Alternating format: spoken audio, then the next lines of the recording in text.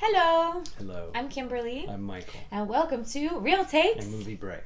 And today we are reviewing the film Trap. I know I kept calling it Trapped going into it, but it's just Trap with Josh Hartnett, directed by M. Night Shyamalan. We just saw the movie. This is our spoiler review. We did a spoiler-free review. Enjoy the spoilers. Right. Hey, and I just have one question for you guys. Are you ready for spoilers? Why are you being so weird, Dad? Oh, I just thought it's fun for us to... Is something wrong, Dad? I'm sorry. Why are you being weird? I'm going to go get us a pretzel. Mom, but Dad's being weird. I like the first two acts, like the kind of opening of the film. You get exposed to this little family dynamic that's kind of funny, kind of silly, corny. It's almost like this dad, played by Josh Hartnett, is trying to... Hartnett. I can't say the name right. Hartnett. Who was apparently a teen heartthrob back in the day. I'm sure a lot of you saw Pearl Harbor. I never saw Pearl Harbor. I know I need to. I never saw any of Josh Hartnett's movies. I just remember. I remember when I was in high school, all the girls thought he was the hot. It was him and Brad Pitt. It was like a race between him and Brad Pitt. Really? So when I was in high school, I definitely remember Brad Pitt, but I don't remember Josh Hartnett. So he was pretty popular. But I will say that I liked the shirtless part at the end. You get to see Josh Hartnett shirtless. So my issue with this movie is that... Let's talk about what we liked first. Okay. So I liked the little family dynamic and how it seems very innocent, how our lead dad is trying to relate to his daughter, and he's trying to learn all these Gen Z words, like he said... Crispy. He said, "What does crispy mean?" And she's like, "Crispy means like really cool." And so she's trying to like teach him like the lingo of her generation. And it's kind of cute. So you're kind of buying into like, okay, this is just a loving dad and his daughter. But if you saw the trailer, you sort of suspect there's something bubbling beneath the surface of this seemingly innocent dad. Yeah, he's a serial killer. Yeah, you quickly realize that. He goes to the bathroom, he looks at his phone, and we see that there's a guy locked in his basement, and that the concert is surrounded by cops, and they're looking for him, the butcher. But let's look at it this way. So what I like is that throughout the portion in the concert, we're following him the whole time. If you actually examine the way it's made, we are always following him. The camera never leaves him. Yeah. It's on him every second of that concert because we're trapped with him in that concert. That's sort of the idea of this film, is that we're trapped with this guy and we are rooting for him to get out. We want him to get out of this trap that they've set for him, even though we know he's a serial killer. Yeah. That's interesting. And that is the strength of M. Night Shyamalan. He can make us root for a serial killer to get out of this situation. Yeah. That's brilliant. That I like. No question.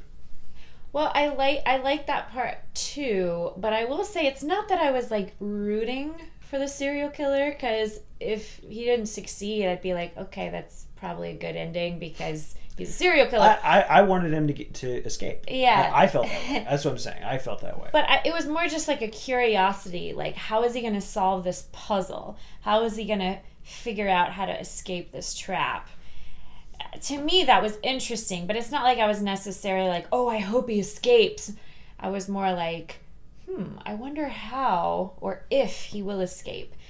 And while we're at the concert, there's a lot of scenes of the concert, of the performance. And it's funny because M. Night Shyamalan cast his own daughter as the main performer. If that was really her singing, she's definitely talented. But I will say those scenes were dragging. So there's also a lot of him trying to figure out how to get out. So he gets access to another room. He gets a key card from one of the guys who works there so that he can get in and out of rooms. He actually goes into the room where the SWAT team is meeting, pretends to get coffee like he's a worker. He's kind of interacting with those guys. He pretends to wear an apron to be one of the concession workers, and he kind of orchestrates a whole thing where a girl gets her face burned. Those scenes are great. The way this movie was going, I was like, okay, Shyamalan has a good thing going here. He's got a way to resolve this story, which will be there will be cool twists as we get into the third act. And I thought, okay, we're going to be in this concert for the whole movie is going to be the concert. That's what I thought. I did not think we were going to ever leave the concert. I thought as soon as we leave the concert, the movie's over. Yeah. Well, little did I know that once we get into... And there's this whole thing about... We keep hearing Haley Mills. And Haley Mills is kind of giving briefing to the SWAT team. And she's explaining to the SWAT team, hey guys, this guy, this is the profile of this serial killer. And he's going to do X, Y, and Z. We know what he's going to try to do. So he'd like go over, like he wants to pull the fire alarm. She's like, he will pull the fire alarm. And he's hearing this over the microphone because he stole a microphone. So all of that stuff is like working because I'm like, okay, he can't do that. He can't. How can he get out? Then they're like, the only way out is through the backstage. So I'm like, okay, he's going to have to somehow get access to the backstage. Then it started to occur to me as we were watching. Remember I said to you, I get it. What they're actually doing is they don't know who he is. There's no way they could know who the serial killer is because that was another question is how did they know he was there? Yeah. They somehow knew he was there. And I thought that was incidental how they knew he was there. There was some reason for that. Yeah. But what they did know is that if they laid a trap and they basically caged him in, that he, like a little rat, would kind of funnel through the trap to the point that they want him to go and reveal himself by way of the trap. Yeah. And I thought that's what Shyamalan was doing Yeah. with this whole thing. And I thought that's why, it's called Trap, because the trap is the trap. Because if he just tried to leave like any normal person and get checked at the door, they probably wouldn't catch him because it would be like, he's a normal person. He's a normal person. But the way he's acting, like trying to get out of the trap, that's what's going to give him away. That's going to give him away. And I thought, okay, this is going to be a really cool... He's going to do something cool and fun with this.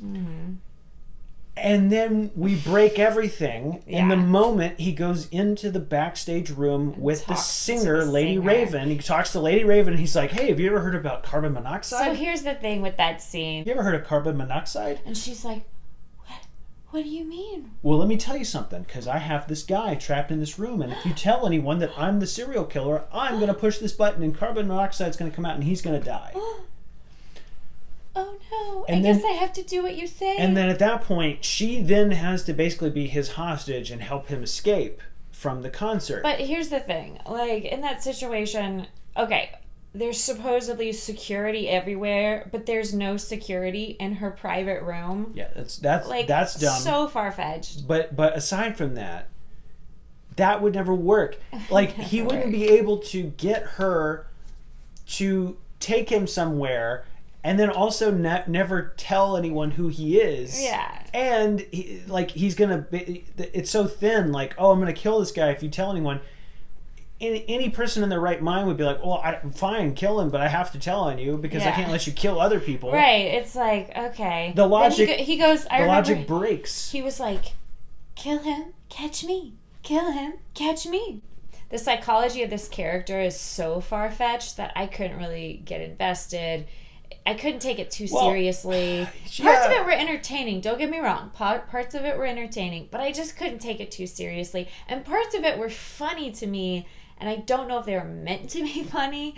But no, I think he was trying to be tongue in cheek with some parts. Yeah. But like it kind of irritated me because I was like, man, he could have done something good with this because the thing about M. Night Shyamalan is if he does have a good idea, he can execute a good idea well. We know this from his past films. Like, he's done some good ones.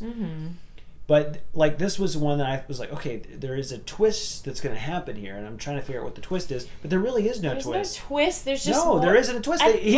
There's a kind of a twist at the end, but all it is you realize that we don't know his wife. So at the end, when we get this whole thing about his wife and how she planted the ticket in his safe house, so what? It's so elaborate, and we don't know her until the third act. We don't actually know anything about her until the third act. So she's sort of generic wife, and it's like, this is weird. Now suddenly she's like a main character in the third act, and then him as a serial killer in the third act, where the whole serial killer, he's unmasked and the serial killer comes out, is just kind of silly. It's just really it becomes cartoony. The stuff with his mom too was so. I mean, it was so silly because they're basically copying American Psycho. You know. Well, that's Psycho. Psycho, yeah, Psycho. Yeah. I can't get my serial killer movie straight. I was excited knowing Haley Mills was in this, and I think she did a good job, but they didn't really give her much to work with. I feel like if they gave her more to work with, like, they didn't really utilize her very much. Like, she was barely in it. And so I was kind of a little disappointed. I mean, granted, it was cool to see her in a movie. I just don't understand why. Yeah, it was kind of an odd casting choice. His phone, and then he has to tie up his family, and then he's going to have to take her in the limo, and then the SWAT team comes, and then we're not really following him anymore. We're actually, at that point, we're with Lady Raven. Right. And so he's jumping all over the place, and we don't know where he is at any given moment. Like, some of the time he would have to disappear and reappear to... Yeah. You know, in the concert, he's tall, so he stands out. Mm-hmm. So it's almost like he is vulnerable to getting caught. It doesn't show how he escapes the car. Like, it doesn't show how he's suddenly in the car and he's like, just there. He's disguised as a SWAT. It doesn't show how he does it. We don't see this. So it's almost like he's doing these magic tricks, and they're not explained. But that is antithetical to the first 2 acts of the movie where he's in the concert and we're with him the whole time. We're with him, and we're seeing how he's doing it. He has to think his way through that concert. Yeah, and that's a lot more interesting to watch, seeing someone how they escape this stuff versus like wondering, like, it just looks like suddenly he appears, then he disappears inside the car, and then suddenly he appears back at his wife's house, and then they have this really cheesy dialogue, but he is shirtless, so that's cool. And then the thing with the bike at the end where he like hugs the bike, and then he gets in, like, then the daughter comes home and she's like, "Daddy," and he gives her one last hug, and then the scene with the mom. And so I interpreted that as that was Haley Mills because she understood the psychology of this character, apparently. I interpreted that as Haley Mills standing in the doorway, impersonating his mom, messing with his head at the end, saying, "You're not all bad. Part of you really cared about your family. You just have a bifurcated personality," or whatever. And then that's what his downfall is like, you're supposed to start seeing, like, the trace of a human being in him at that point, I guess. Like, oh, there's not enough that was developed to get to that point. It was just too cartoony. He's just making faces. He's like just making faces, and then he hugs the bike, and they're like, "Let him hug the bike." He steals the. And then you see him back. You know, he's supposed to be like being driven to prison, and you see that he's actually picked something off the bike. And then he picks his handcuffs like Hannibal Lecter, and his handcuffs are free, but he's in the paddy wagon. But then he just starts laughing, like this maniacal laughter. So I guess he's gonna escape. He's gonna escape the paddy wagon. How is he gonna get out of there? I wonder how many takes he did that maniacal laughter. Yeah. So I do. Is this like Josh Hartnett's comeback or something? Has he like? Is he doing? Seen him I saw him he was in Oppenheimer. He was. Had a smaller part in Oppenheimer. Okay. See, I kind of want to go back now and watch some of these movies with him. The Faculty's really good. Never saw The Faculty.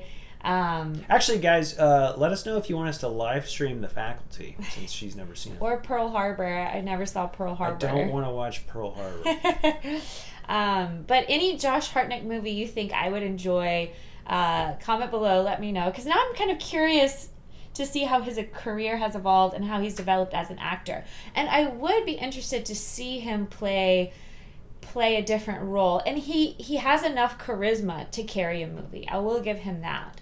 He has enough charisma, he has enough charm to carry a movie, so I would definitely go see something else he's starring in, and not just because he's pretty and he's got a nice abs. Maybe that's part of it. but yeah, comment below if you've seen this movie, what you think about the movie. Let us know if you think we were right, if we were wrong, if you agree or disagree. And yeah, comment below if you have any suggestions about future movies for us to react to or review. Thank you. Thanks for watching.